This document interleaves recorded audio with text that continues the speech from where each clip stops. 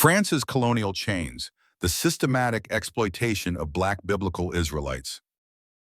Imagine opening a forbidden chapter of history, one France never intended the world to read, a chapter hidden beneath the polished marble of Parisian boulevards and the romantic glow of French art and philosophy. For centuries behind the elegant facades and the carefully curated image of a nation of culture ran an unbroken chain of calculated oppression.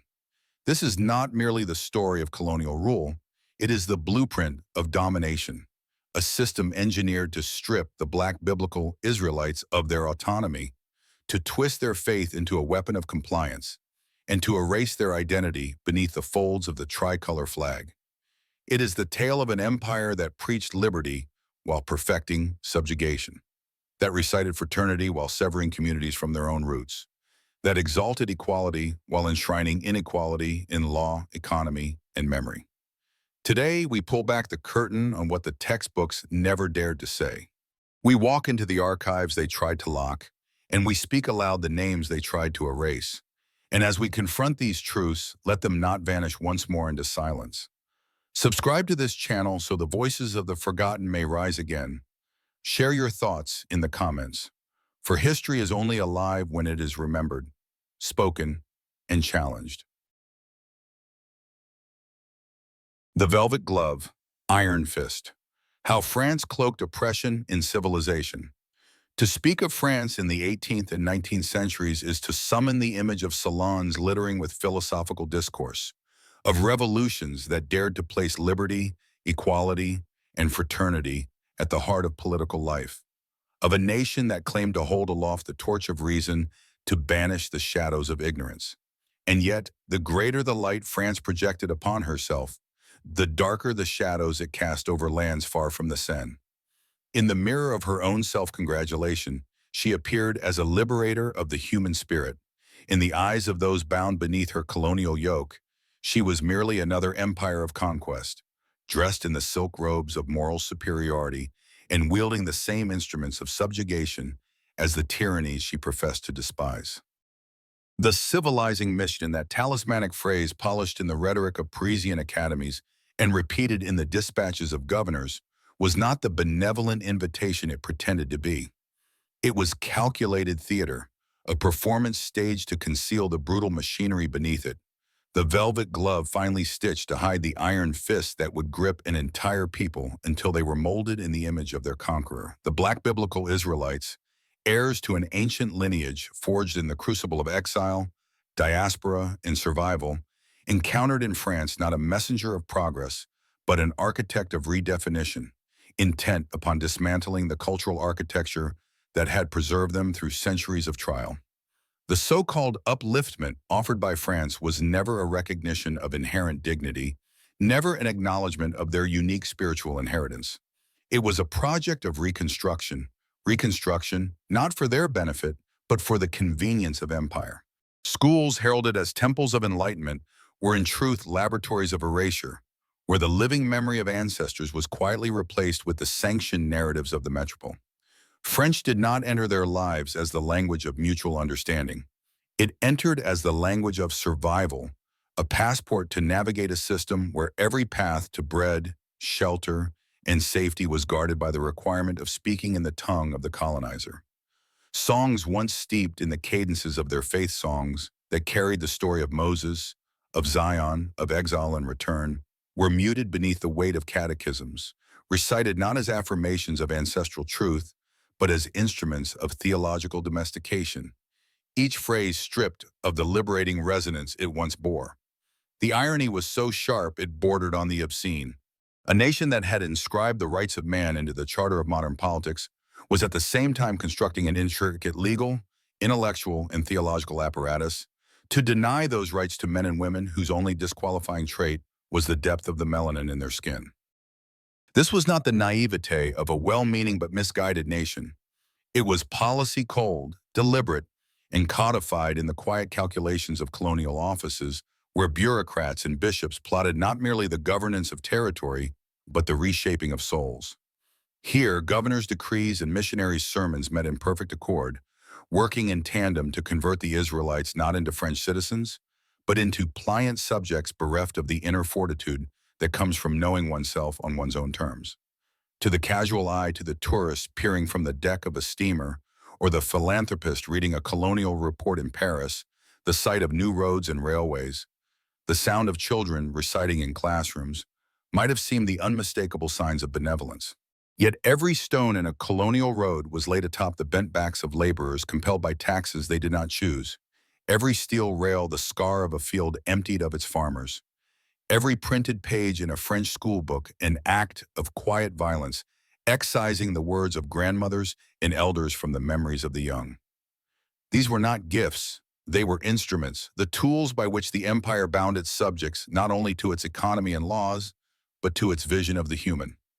Civilization in this light reveals itself as the most enduring mask of domination ever devised, for it does not merely command obedience, it seduces the mind into believing that obedience is a kind of privilege.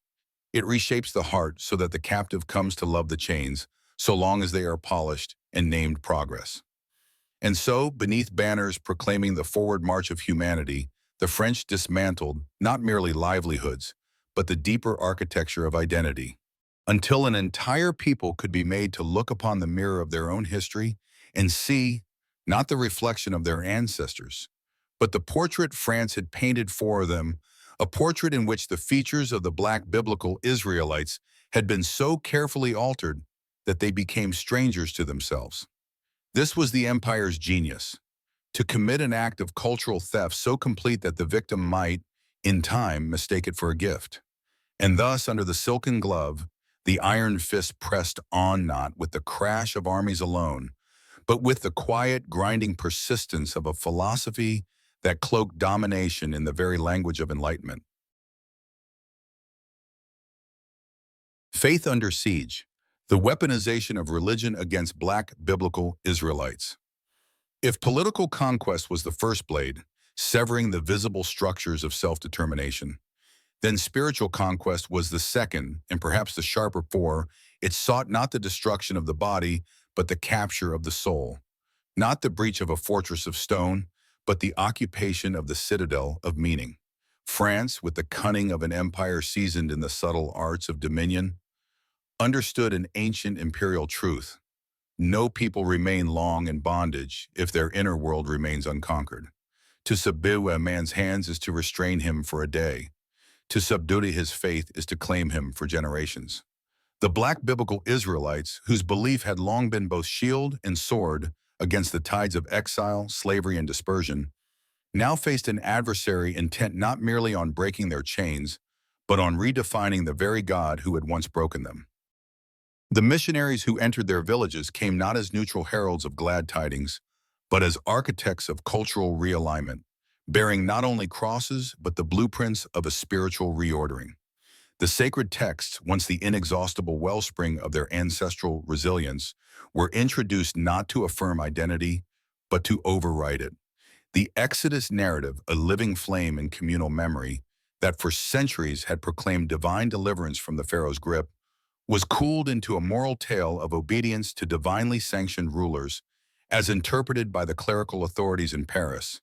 The psalms of lament and liberation were quieted, while the Pauline admonitions to submit to governing powers were given the pulpit's full voice. What they received was not the gospel as a proclamation of freedom, but the gospel as a leash tethered and sanctified by the empire's seal. Even their name, Israelite, heavy with the weight of covenant, exile, and chosenness, came under suspicion. In the official imagination of the colony, it was reframed as an inconvenient relic of primitive religiosity, a superstition to be cast aside if they were to be deemed civilized.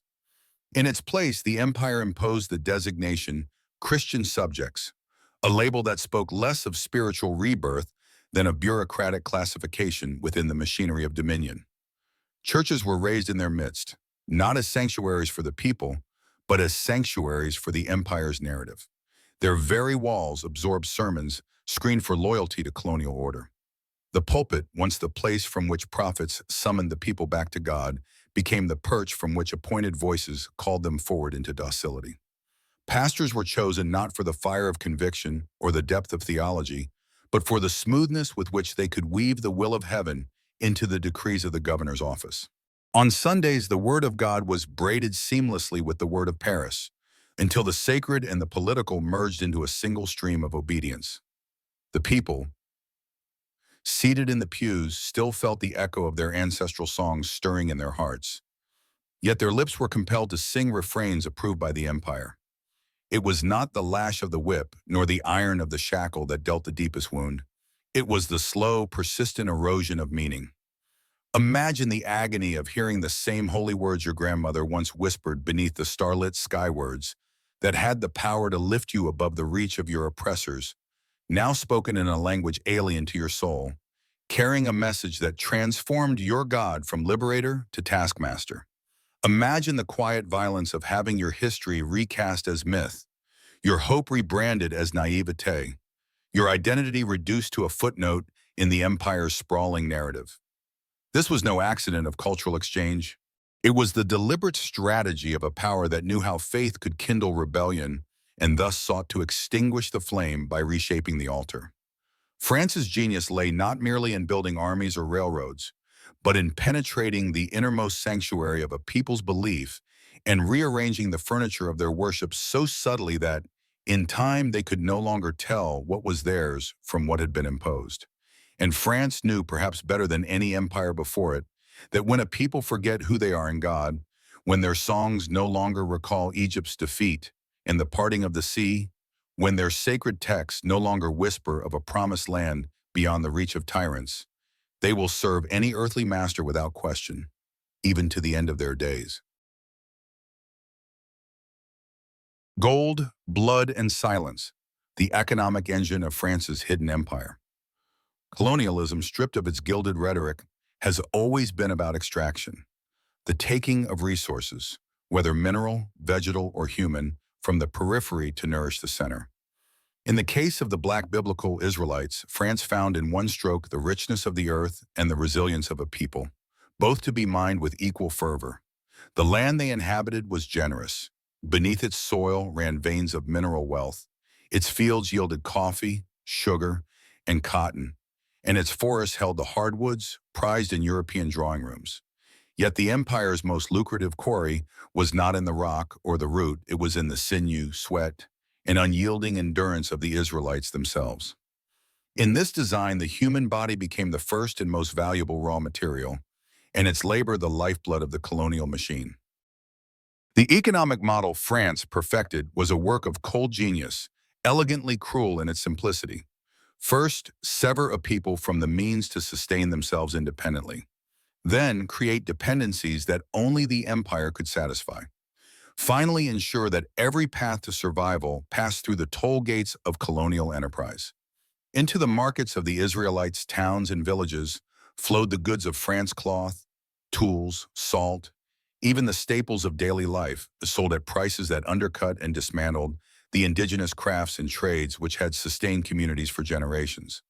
Taxes were imposed not in the currency of their own exchange, but in francs, compelling the Israelites to labor for wages that could be earned only within the colonial system. The strong were drawn into the insatiable demands of plantations and mines, their bodies consumed in seasons of planting and harvest, or in the darkness of tunnels where each breath was a gamble. The rest, women, the elderly, the young, were tethered to the households and estates of the French elite, their labor rendered invisible because it bore no product stamped for export. From their earliest years, children were schooled in the architecture of this machine. There was no life outside its gears, no future that did not begin with the selling of one's labor on into its keeping. And the machine, efficient as any forged in the industrial age, had no interest in preserving what made these people distinct. It sought only their productivity, stripped clean of memory or meaning. This was not the opportunism of greedy men alone. It was an economic doctrine, deliberate and codified, in which human beings were reduced to entries in a ledger, their worth calculated in output per season, their very existence justified only by their utility to the metropole. The wealth that poured into Marseille's docks and Bordeaux's counting houses, bales of cotton, barrels of sugar, crates of coffee, ingots of precious metal was inseparable from the heat, exhaustion, and blood that birthed it in lands far from France's shores. Yet in the parlors and cafes of Paris, this truth arrived only in whispers, muffled beneath the intoxicating aroma of imported coffee, the glitter of silverware polished from colonial mines, the sweetness of sugar dissolving in porcelain cups. The silence surrounding these realities was no accident. It was an art form, cultivated and maintained with bureaucratic precision. Reports of overwork, injury, and death were softened into the antiseptic language of necessary labor or regrettable incidents, their human weight dissolved into the abstractions of economic planning. When voices from the colonies dared to protest, they were swiftly painted as agitators, enemies of progress, or dupes of foreign rivals, dismissed before they could trouble the metropole's appetite for colonial abundance. Propaganda took care to present the colonies as thriving hives of industry, where grateful subjects labored willingly under the guiding hand of France, a vision so carefully framed that it omitted entirely the shackles, both iron and invisible, that made such industry possible. And so, decade after decade, France grew fat on the fruits of a hidden empire, its prosperity a banquet to which the labor was never invited, his only role to serve at the table and clear the plates. Yet perhaps the most insidious dimension of this economic conquest was its invisibility, not merely in the eyes of the French public, but in the minds of the Israelites themselves. Over time, the boundaries between survival and servitude blurred. The harsh contours of exploitation were worn smooth by repetition until they came to resemble the natural order. Children grew up believing that their fields had always served distant markets, that their fathers' wages had always been paid in foreign coin, that their mothers' hands had always turned the mills and stirred the kettles for households not their own. But nature had not ordained that the bounty of their land flow across oceans to feed the palates of strangers. Nature had not decreed that the measure of a man's life should be taken in the profits he delivered to counting houses and ocean away. These were not laws of earth or heaven. They were the constructs of an empire that had learned to harvest the body and the spirit with equal efficiency, extracting not only what the land could yield, but what the human soul could endure. And in this double harvest, France discovered the secret to a dominion that could last for generations, so long as the silence held. Erased from the pages, how France rewrote the legacy of the Black biblical Israelites. Every empire, no matter how gilded its proclamations or how vast its armies, trembles before one adversary, the unvarnished memory of those it has wronged. Political domination can be undone by rebellion. Economic structures can be dismantled by the shifting tides of trade. Even spiritual captivity can be broken by the sudden resurgence of faith. But memory, if left intact, keeps alive the possibility of return, of reclamation, of reckoning. France, perhaps more than most, understood this truth. And so, after the conquest of bodies, the reshaping of belief, and the plunder of labor, there came the final assault, the one designed to endure long after cannons fell silent and plantations crumbled. The rewriting of history itself. With its formidable bureaucracy and its self-anointed role as the arbiter of scholarship, France embarked on a project of historical engineering as precise as it was ruthless, to seize control of the past in order to command the future. In archives scattered across the empire, records bearing witness to the Black biblical Israelites' ancient lineage documents, tracing their identity to a heritage both spiritual and historical, were made to vanish. Others were reframed through the interpretive lens of French academia, their meanings bent to fit the narrative of the civilizing mission. Oral histories, that living current of communal memory flowing from elder to child, were dismissed as quaint folktales, perhaps charming, but of no use to the grand edifice of serious history being constructed in Paris. In colonial classrooms, the young learned not of their people's migrations, kings, prophets, and deliverances, but of France's explorers, governors, and conquests. Textbooks told a tale in which France was always the torchbearer, the hero in every chapter, while the Israelites were cast as perpetual recipients of her light grateful, passive, and dependent. This erasure was not clumsy, it was meticulous, deliberate, and generational in its design. It was not enough for the present generation to forget their beginnings. The empire aimed to ensure that the next would have no inkling such beginnings had ever existed. The very landscape became an instrument of amnesia. Statues rose to immortalize colonial administrators, their stone gazes fixed over plazas and streets, renamed for those who had presided over subjugation. Towns, rivers, and mountains were stripped of their ancestral names, replaced with the vocabulary of the metropole, replacing the geography of memory with the geography of occupation. Museums displayed artifacts wrenched from the Israelites' living culture scrolls, tools, garments, sacred objects, but stripped them of context, presenting them as relics of a vanished and primitive past rather than the possessions of a people still breathing, still resisting. In the polite society of Europe, the black biblical Israelites began to fade from view altogether, reduced to a footnote in scholarly treatises or a curiosity in anthropological exhibitions that claimed to study them while denying them a voice. The very academics who proclaimed themselves servants of truth became, instead, the architects of its burial. They crafted a version of the past that confirmed the righteousness of the empire and concealed the resilience of those it oppressed. This was the quiet violence of erasure, not the spilling of blood, but the slow suffocation of meaning.